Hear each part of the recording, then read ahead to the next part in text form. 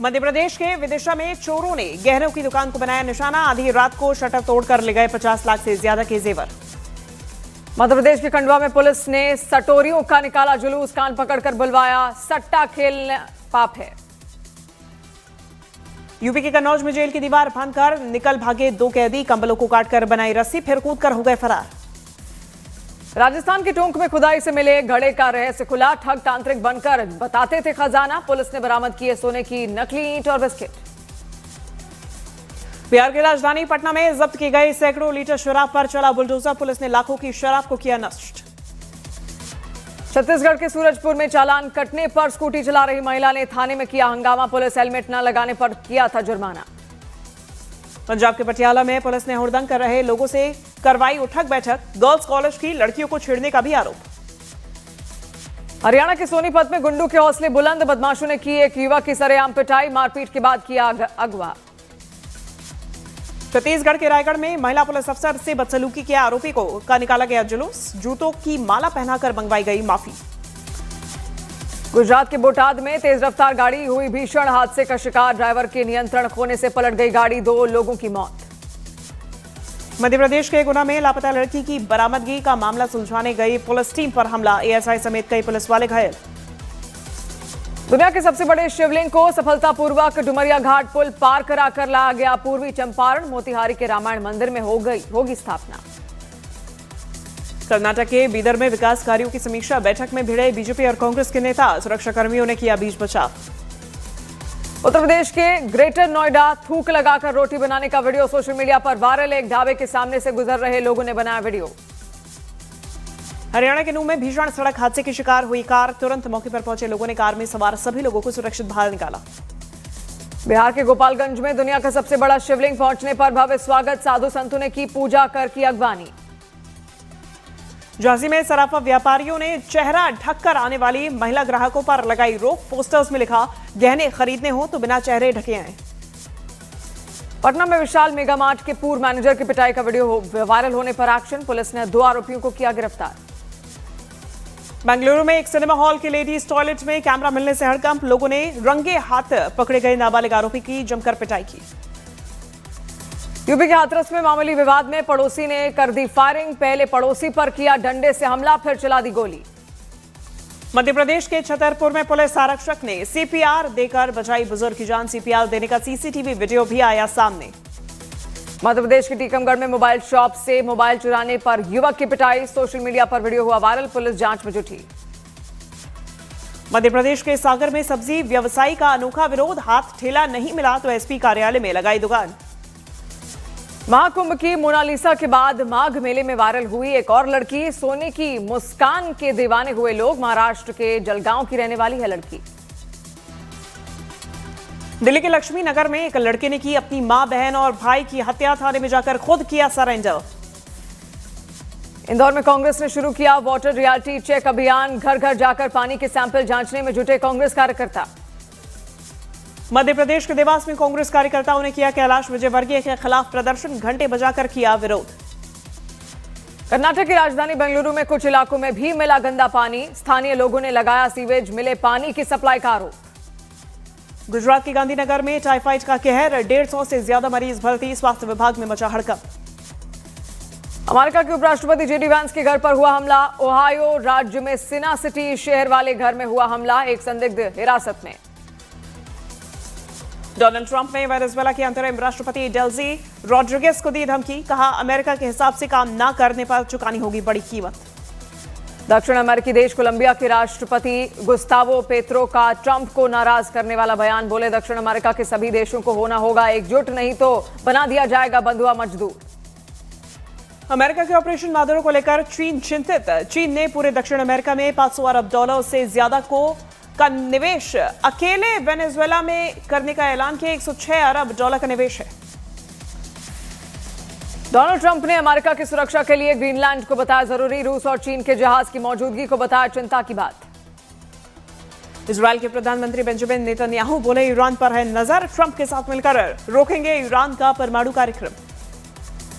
युद्ध विराम के बावजूद इजरायल के गाजा पर हमले और तेज, दक्षिण गाजा में इजरायल ने कई जगहों पर की बमबारी।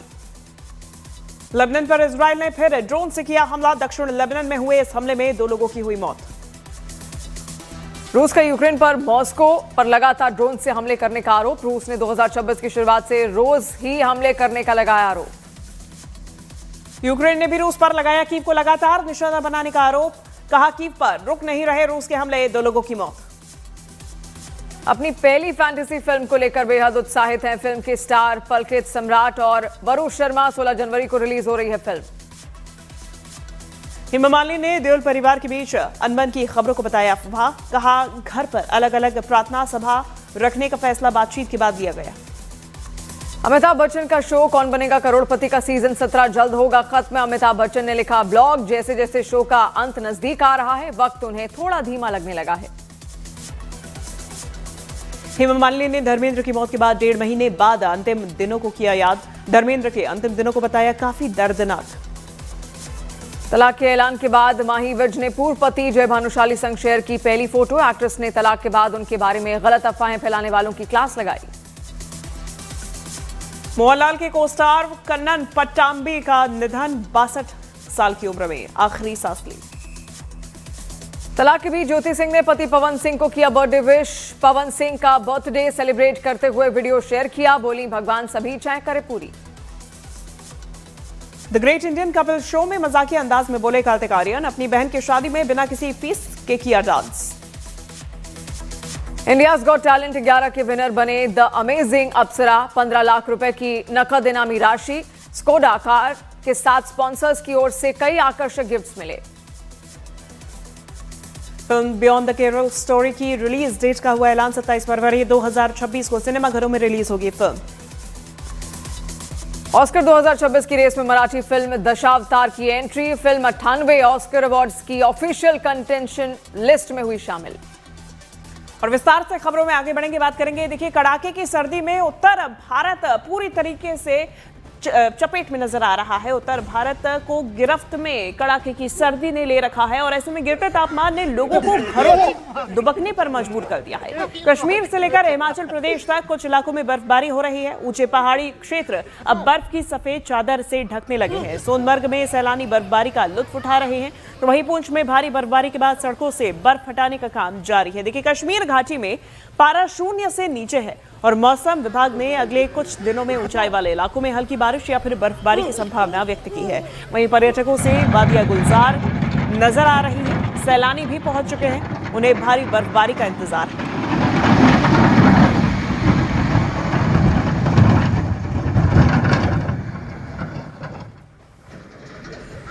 ये तस्वीरें देखिए, बेहद ही खूबसूरत तस्वीरें नजर आ रही हैं और जितने पर्यटक, जितने सैलानी यहाँ पहुंचे हुए हैं वो इंतजार कर रहे हैं भारी बर्फबारी का।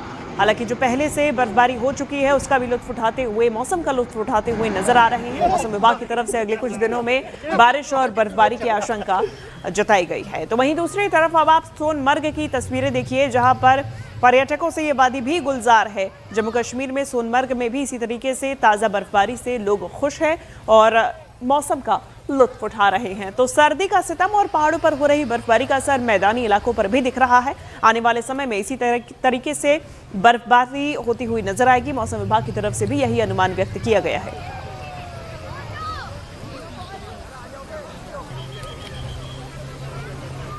तस्वीरें आपको लगातार दिखा रहे हैं, कोल्ड अलर्ट है। सोनमर्ग की तस्वीरें आप देख रहे हैं।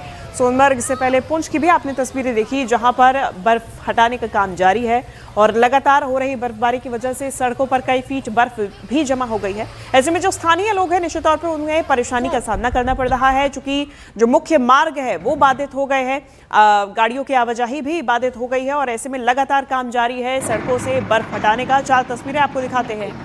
सोनमर्ग जम्मू कश्मीर के आप ये तस्वीरें देख रहे हैं। ताज़ा बर्फबारी यहाँ हुई। डोडा में भी पर्यटक पहुंचे हुए हैं। पुंछ में जहां सड़क से बर्फ को हटाने का काम जारी है, तो वहीं डल लेक भी अब पूरी तरीके से धीरे धीरे जमने लगी है। और श्रीनगर की ये तस्वीरें आप देख रहे हैं। हालांकि शिकारा अभी भी यहाँ पे चल रही है और लोग इसका भी लुत्फ उठा रहे हैं।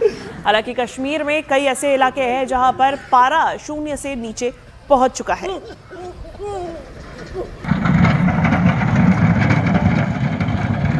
पुंछ की ये तस्वीरें आप देख रहे हैं, जहां पर बर्फबारी के बाद अब सड़कों से बर्फ को हटाने का काम जारी है। प्रशासन मुस्तैद है, चूंकि पर्यटक लगातार वादियों में पहुंच रहे हैं और ऐसे में प्रशासन की भी मुस्तैदी नजर आ रही है। अलग अलग इलाकों से, डोडा से ये तस्वीर आप देख रहे हैं जहां पर्यटक अलग अलग राज्यों से इस वक्त पहुंचे हुए हैं और मौसम का लुत्फ उठा रहे हैं।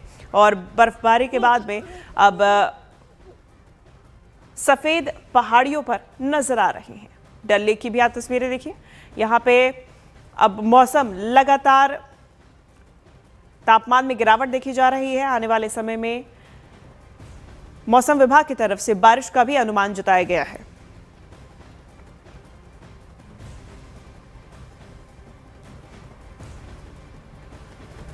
और श्रीनगर के बाद अब तस्वीर आपको उत्तराखंड के रुद्रप्रयाग से दिखाते हैं, जहां पर रुद्रप्रयाग में मौजूद केदारनाथ धाम में इस सीजन की दूसरी बर्फबारी हुई है। प्रकृति ने बाबा केदार का हिमाभिषेक कर दिया है। चोटियों पर हुई हल्की बर्फबारी हुई, हालांकि अभी जमने वाली बर्फबारी शुरू नहीं हुई है। केदारनाथ धाम में बर्फबारी का ये चौथा दिन है। इसकी वजह से केदारनाथ धाम में तापमान काफी ज्यादा गिर गया है। ये तस्वीरें वहीं से हम आपको दिखा रहे हैं। कुछ दिन पहले आपने खबरें भी यहाँ पर सुनी होंगी कि केदारनाथ धाम में बर्फबारी नहीं हो रही है, क्योंकि अब तक कहा जाता है कि दिसंबर महीने से ही वहां पर मोटी मोटी बर्फ की चादर ढकने लगती है। लेकिन इस बार ये बर्फबारी कुछ देरी से हुई, लेकिन देर आए दुरुस्त आए। और अभी आप ये तस्वीर केदारनाथ से ही देख रहे हैं। पूरा जो इलाका है आपको बर्फ की सफेद चादर से पटा हुआ वहां पर नजर आएगा। और इसी वजह से केदारनाथ धाम के कपाट इस वक्त बंद कर दिए जाते हैं। वहां पर इस वक्त कोई भी पहुंचता नहीं है, कोई श्रद्धालु नहीं पहुंचता, क्योंकि लगातार भारी बर्फबारी वहां पर इस वक्त देखने को मिल रही है।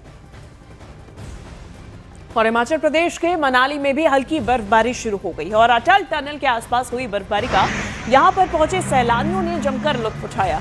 हल्की धूप के बीच में अचानक बर्फबारी ने सैलानियों का दिन बना दिया और सैलानी जो कि इस बर्फबारी की ही उम्मीद से, इसे देखने की उम्मीद से पहुंचे थे, उनका भी दिन बन गया। उनकी इच्छा पूरी हो गई, चूंकि अटल टनल के पास जैसे ही मनाली से क्रॉस करके, अटल टनल क्रॉस करके वो आगे बढ़े तो ताज़ा बर्फबारी ने उनका स्वागत किया।